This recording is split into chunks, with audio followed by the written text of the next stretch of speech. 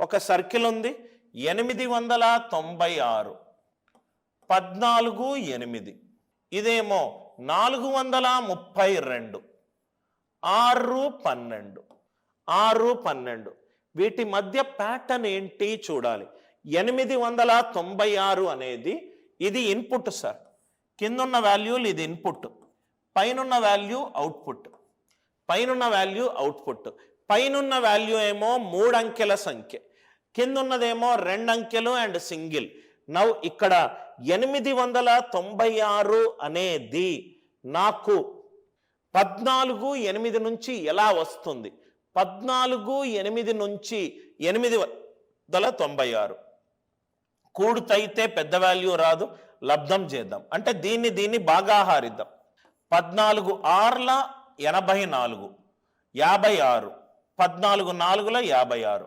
64 అనేది 14 into 8 square ఇది into ఈ నంబర్కి వర్గం చేసి లబ్ధం చేస్తే నాకు ఆన్సర్ 896 వచ్చింది ఇది కూడా చూద్దాం ఇది ఇంటూ 6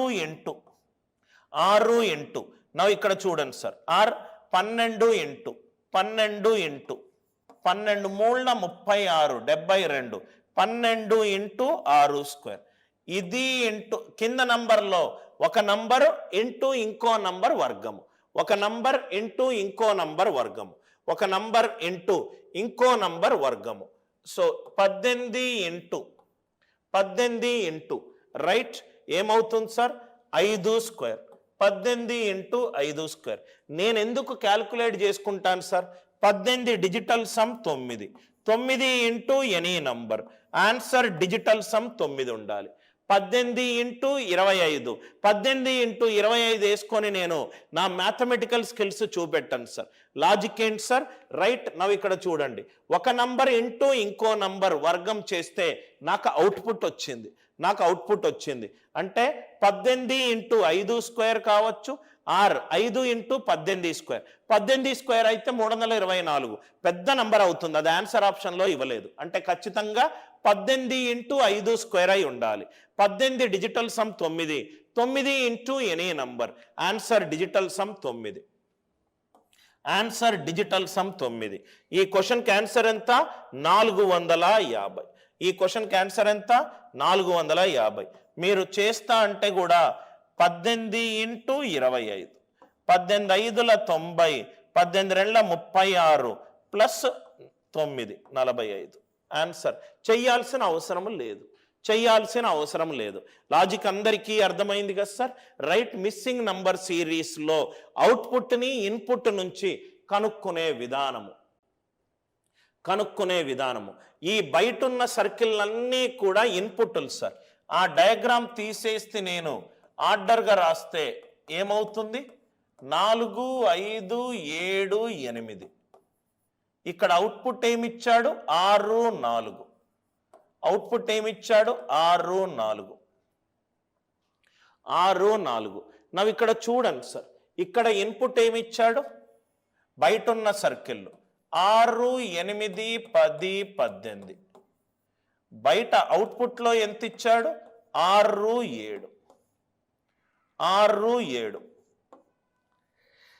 నవ్వు ఇక్కడ చూడండి సార్ ఖచ్చితంగా రైట్ లబ్ధం అయితే చెయ్యను అది డెఫినెట్ సార్ ఎందుకు సార్ టక్కున లబ్ధం చేయనన్నారు 7 ఇంటూ ఒక నంబర్ 7ని ఒక నంబర్లతోటి లబ్ధం చేస్తే ఆన్సర్లో 7కు సంబంధించి ఉండాలి 6 4లో 7కు సంబంధించి లేదు లబ్ధం చెయ్యను లబ్ధం చేయకుండా ఫస్ట్ చేయాల్సిన ఆపరేషన్ ఏంటి రైట్ చూద్దాము కూడుదాము 4 ప్లస్ 5 9 9 ప్లస్ 7 16 16 ప్లస్ 8 24 వీటన్నిటినీ కూడితే 4 ప్లస్ 5 9 9 ప్లస్ 7 16 ప్లస్ 8 ఎంత 24 ఇన్పుట్లో ఉన్న నంబర్లన్నిటినీ కూడితే నాకు ఎంత వచ్చింది 24 వచ్చింది అవుట్పుట్ 6 4 24 చూద్దాం అదే లాజిక్ ఇక్కడ వర్క్ అవుతుందా చూద్దాం ఇన్పుట్లో ఉన్న నంబర్లు 6 ప్లస్ 8 14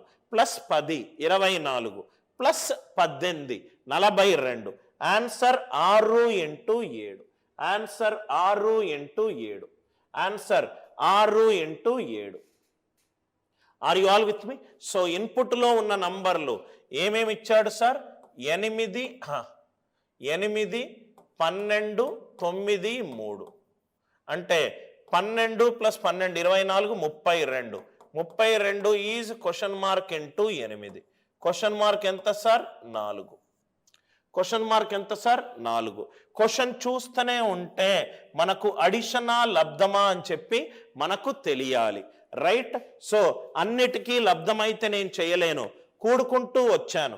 4 + 5 9, 9 + 7 16, 16 + 8 24. 24 6, 4 నుంచి ఎలా వస్తుంది? 6 4 24. ఇన్పుట్లో ఉన్న నంబర్లో కూడితే వచ్చిన వాల్యూ అవుట్పుట్లో వచ్చిన నంబర్లకు లబ్ధము, అవుట్పుట్లో వచ్చిన నంబర్లకు లబ్ధము. అందరికీ లాజిక్ క్లియర్గా అర్థమైంది కదా? I hope the idea it is very much clear.